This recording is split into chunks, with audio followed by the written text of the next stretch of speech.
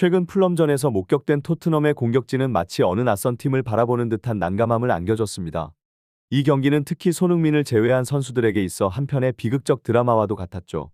풍성한 기회에도 불구하고 무더기로 골 기회를 날려버리며 팬들의 기대를 저버린 것입니다. 평소 침착함의 대명사, 티에리 앙리마저 분노를 감추지 못했던 그 장면은 경기의 질보다 선수들의 태도에 더 큰 문제가 있음을 드러냈습니다. 실력 부족이라면 인정할 수 있지만 경기 중에 보인 무기력한 모습과 동료에 대한 배려 없는 이기적인 플레이는 결코 용납되어선 안 될 부분입니다. 최근 득점에 대한 욕심이 과해진 것인지 골을 넣은 후 자신감이 지나쳐 오히려 팀워크를 해치는 모습은 팬들을 실망시켰죠. 이러한 행동은 마치 지난 시즌 안토니오 콘테 체제 아래서의 토트넘을 연상시킵니다. 콘테 감독 하에서 토트넘은 혼란의 연속이었으며 선수들을 마치 장기판의 말처럼 무분별하게 움직여 경기 내내 혼돈을 초래했습니다. 특히 손흥민은 안아골절이라는 큰 부상을 안고도 끊임없이 경기에 투입되며 그의 커리어에 부정적인 영향을 받았습니다. 이번 시즌 손흥민이 겪은 시련은 그야말로 그의 인내심과 능력을 시험하는 듯한 고난의 연속이었습니다. 페리시치가 왼쪽 측면을 장악하면서 손흥민은 자신의 주 포지션에서 밀려나 중앙 미드필더로의 전환을 강요당했죠. 이는 마치 골문으로 향하는 길목에 거대한 벽을 세우는 것과 같아 골을 향한 그의 발걸음을 더욱 힘들게 만들었습니다. 그러나 이러한 악조건 속에서도 손흥민은 리그에서 두 자릿수 골을 기록하며 그의 가치를 다시 한번 증명해냈습니다. 이는 그가 단순히 훌륭한 공격수를 넘어서 어떠한 상황에서도 팀을 위해 희생할 줄 아는 리더임을 보여주는 것입니다. 포스트 감독 부임 이후 토트넘의 성적이 소폭 상승했음에도 불구하고 손흥민이 팀의 중심 역할을 해야 하는 상황은 여전히 변함이 없습니다. 그를 둘러싼 공격진의 구성과 활용은 팀의 성패를 좌우하는 중요한 요소가 되었죠. 특히 후방 수비 라인의 우드즈, 반도벤, 로메로, 포로가 모두 출전할 경우 토트넘은 리그에서 상위권 경쟁력을 갖춘 수비진을 자랑합니다. 이는 팀에게 큰 안정감을 주며 팬들에게도 희망의 빛을 제공하죠. 하지만 문제는 공격진의 조화와 상호작용에 있습니다. 티모 베르너, 히샤리 송골로 셉스키와 존슨 그리고 브리아닐은 이론상 손흥민과의 파트너십을 이룰 수 있는 선수들이지만 현실은 그리 녹록지 않습니다.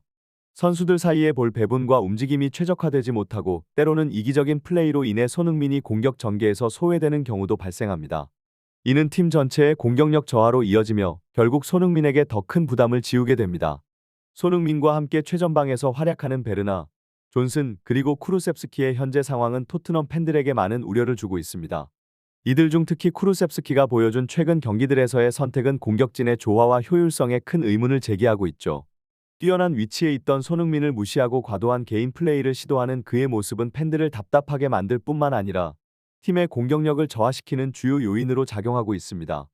쿠루셉스키의 이러한 행동이 단순히 경기 내에서의 판단 미숙으로 볼 수 없는 이유는 그의 행동이 반복적이고 손흥민에게 공을 전달할 기회가 있음에도 불구하고 이를 고의적으로 회피하는 것처럼 보이기 때문입니다. 이는 팀 내에서의 불화 또는 개인적인 감정이 경기에 영향을 미치고 있을 가능성을 시사합니다. 반면 베르너와 존슨은 과거 손흥민과의 호흡이 비교적 잘 맞았던 선수들이었습니다. 그러나 이들 역시 최근 들어 독단적인 행동이 늘어나며 팀 전체의 분위기와 성과에 부정적인 영향을 미치고 있습니다.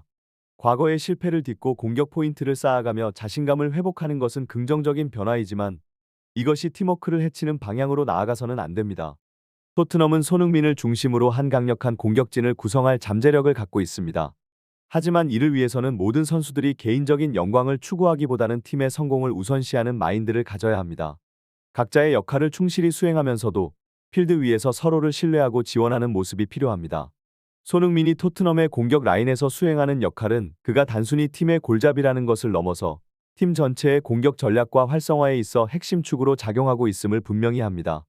빌라와 팰리스전에서의 그의 활약은 손흥민이 자신의 능력을 희생하며 팀 동료들에게 득점 기회를 제공하는 데에서 나아가 팀의 승리를 위해 필요한 모든 것을 제공하고 있음을 보여줍니다. 그의 노력 덕분에 베르나와 존슨 같은 선수들이 빛날 수 있는 기회를 얻었으며 이는 손흥민이 자신의 개인적인 득점 욕심을 넘어 팀의 이익을 최우선으로 두고 있음을 입증합니다. 그러나 전문가들이 지적하는 바와 같이 최근 이들 선수들의 경기 내에서의 태도와 행동이 팀의 조화와 균형을 해치고 있다는 점은 우려의 대상입니다. 손흥민의 지원과 헌신이 있었기에 이들이 주전으로 뛸 수 있었다는 사실을 잊지 말아야 합니다. 손흥민의 말을 잘 들으면 자다가도 떡이 생긴다. 는 표현은 그의 지시와 조언이 곧 팀 내에서의 성공으로 이어진다는 것을 강조하며 이는 그가 팀 내에서 가지는 영향력과 리더십의 중요성을 반영합니다. 이 두 선수가 최근 들어 자신들의 역할에 대한 이해와 수행에서 벗어나고 있는 것은 분명 문제입니다. 손흥민을 지원하는 보조 역할에서 벗어나 오히려 그가 배려해주는 공간을 이용하지 않고 개인적인 돌파나 득점 시도에 치중하는 것은 팀 전략의 비효율성을 초래할 뿐만 아니라 팀 내의 분위기와 조화를 해칠 수 있습니다. 팀의 공격 전략이 손흥민 중심으로 구성되어 있다면 그와 함께하는 선수들은 이를 최대한 활용하여 팀의 성공을 위해 기여해야 합니다. 손흥민의 희생과 헌신은 토트넘의 공격 전략에서 중추적인 역할을 하고 있음에도 불구하고 최근의 경기들에서는 그의 노력이 팀 동료들에 의해 제대로 보상받지 못하고 있는 듯한 상황이 연출되고 있습니다. 그가 골, 패스, 드리블, 볼 운반까지 다방면에서 팀을 위해 모든 것을 해내고 있음에도 그의 희생이 빛을 발하지 못하고 있는 것은 마치 경기장 내의 하극상과도 같은 모습입니다. 이러한 상황은 콘테 시절 페리시치에게 자신의 포지션을 침범당했던 시기와 오버랩되며 손흥민이 팀을 위해 더 많은 부담을 지게 되는 악순환으로 이어지고 있습니다. 베르나와 존슨의 경우 이들의 결정력 부족은 이미 잘 알려진 사실입니다. 그럼에도 불구하고 이들의 슈팅 횟수가 증가하는 상황은 팀 전략에 전혀 도움이 되지 않는 것으로 볼 점유율 관리와 효율적인 공격 전개에 있어 중요한 부분을 놓치고 있음을 의미합니다. 이 두 선수가 최대한 볼 접촉을 줄이고 오프 더 볼 움직임으로 동료들을 지원하는 것이 그들의 최적 역할이라는 점은 이들이 공격 라인에서의 역할을 재정립해야 할 필요성을 강조합니다. 풀럼전에서 베르너와 존슨이 공격진의 중심에서 활동하는 모습이 관찰되었지만 결정적인 순간에 득점을 성공시키지 못하는 그들의 모습은 팀에게 큰 아쉬움으로 남습니다. 손흥민이 마치 중앙 미드필더처럼 움직이며 공격 기회를 창출하고 있는 상황에서 이 두 선수가 골 기회를 낭비하는 것은 토트넘의 공격 효율성을 크게 저해하는 요인입니다. 손흥민의 평소 경기장 내외에서 보여주는 웃음과 긍정적인 에너지는 그가 단순히 팀의 주축 선수를 넘어 팀의 정신적 지주 역할을 하고 있음을 상징합니다. 그러나 최근의 경기에서 그의 얼굴에서 짜증이 가득 찬 모습을 본다면 이는 팀 내에서 무언가 긍정적이지 못한 변화가 일어나고 있음을 나타내는 신호일 수 있습니다. 특히 손흥민과 더불어 팀의 공격 라인을 책임지는 베르너의 행동이 이러한 분위기 변화에 큰 영향을 미치고 있는 것으로 보입니다. 과거 베르너가 인터뷰를 통해 손흥민의 리더십과 팀에 대한 기여를 칭찬한 것은 두 선수 간의 긍정적인 관계와 상호 존중을 바탕으로 한 것으로 팬들에게도 잘 알려져 있습니다. 그러나 최근 베르너의 경기 행동은 그가 과거에 표현했던 존경과 칭찬이 위선이었다고 느끼게 할 정도로 변화하였습니다. 손흥민이 베르너를 위해 골 기회를 만들어 주기 위해 노력해 왔음에도 불구하고 베르너의 경기 중 선택은 자신의 개인적인 성과를 우선시하는 것으로 비춰져 팀 전체의 조화와 성공보다는 개인적인 명성과 성공을 추구하는 것처럼 보입니다. 특히 68분에 있었던 상황은 이러한 문제를 극명하게 드러냅니다. 패스 코스가 명확하게 열려있는 상황에서 손흥민이 공을 받을 준비가 되어 있었음에도 베르너가 손흥민을 고의적으로 무시하고 슈팅을 선택한 것은 개인적인 이득을 팀의 성공보다 우선시하는 행동으로 해석될 수 있습니다. 이러한 행동은 팀 내부의 신뢰와 협력에 큰 해를 끼치며 결국 팀 전체의 성과에도 부정적인 영향을 미칠 수 있습니다. 손흥민과 팀 동료 간의 상호작용에 있어 발생하는 문제는 단순히 개인적 차원을 넘어 토트넘 전체의 성적과 미래에 깊은 영향을 끼치고 있는 상황입니다. 특히 베르너의 최근 행동은 단순한 경기 중의 선택 미스를 넘어서 팀 전체에 대한 신뢰와 응집력을 해치는 결과를 초래하고 있습니다.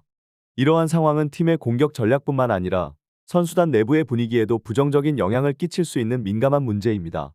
이적 시장에 대한 전문가의 평가는 토트넘의 현 상황을 더욱 심각하게 만들고 있습니다. 특히 드라보시와 베르너와 같은 선수들의 기대에 미치지 못하는 퍼포먼스는 팀의 전력 강화에 큰 구멍이 되고 있으며 이것이 최종적으로 팀의 주요 목표 중 하나인 챔피언스 리그 진출에도 영향을 미치고 있습니다. 전설적인 공격수 앙리의 의견처럼 토트넘은 손흥민에게 진정한 파트너를 제공하지 못함으로써 그의 잠재력과 팀의 성공 가능성을 최대한 활용하지 못하고 있습니다. 토트넘이 챔피언스 리그 진출에 실패한다면 이는 팀에게 큰 타격이 될 뿐만 아니라 손흥민과 같은 세계적인 선수들의 미래에도 중대한 영향을 미칠 수 있습니다.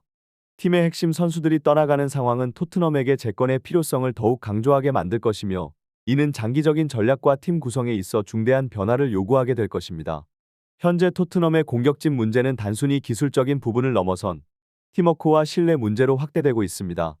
손흥민과 같은 세계적인 수준의 선수가 팀을 위해 모든 것을 바치고 있음에도 불구하고 그의 노력이 팀 전체의 성과로 이어지지 못하는 상황은 팀 내에서의 역할 분담과 상호작용에 대한 깊은 고민이 필요함을 나타냅니다. 각 선수가 자신의 역할을 명확히 인식하고 팀의 목표 달성을 위해 어떻게 기여할 수 있는지를 이해하는 것이 중요합니다.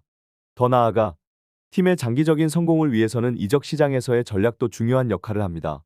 최근 몇몇 영입이 기대에 못 미치는 성과를 보이면서 팀의 전력 강화 방향에 대한 재평가가 요구되고 있습니다. 구단은 단순히 선수 개인의 기량만을 고려하는 것이 아니라 팀 전체의 균형과 조화를 이룰 수 있는 선수를 선별하는 데 더욱 신중을 기해야 합니다. 이는 손흥민과 같은 핵심 선수의 잠재력을 극대화하고 팀 전체의 경쟁력을 높이는 데 결정적인 역할을 할 것입니다. 또한 팀의 리더십과 관리진의 역할도 무엇보다 중요합니다. 현재의 위기 상황을 극복하고 팀을 다시 올바른 방향으로 이끌기 위해서는 강력한 리더십과 명확한 비전이 필요합니다. 리더십은 팀 내에서 발생하는 문제들에 대해 적극적으로 대처하고 선수들 사이의 신뢰와 팀워크를 재건하는 데 핵심적인 역할을 합니다. 이 모든 상황은 토트넘과 그의 팬들에게 많은 고민과 함께 해결책을 모색할 필요성을 던져주고 있습니다. 팀의 단기적 성공뿐만 아니라 장기적인 안정성과 경쟁력을 위해서는 지금 이 순간의 적절한 조치와 결정이 필수적입니다. 이는 단순히 선수 개개인의 기량을 넘어서 팀워크, 전략 그리고 팀 문화 전반에 대한 깊은 성찰과 개선이 요구되는 시점입니다. 토트넘과 그의 팬들이 함께 이러한 도전을 극복하고 다시 한번 더 강한 팀으로 거듭날 수 있는 기회가 되기를 바랍니다.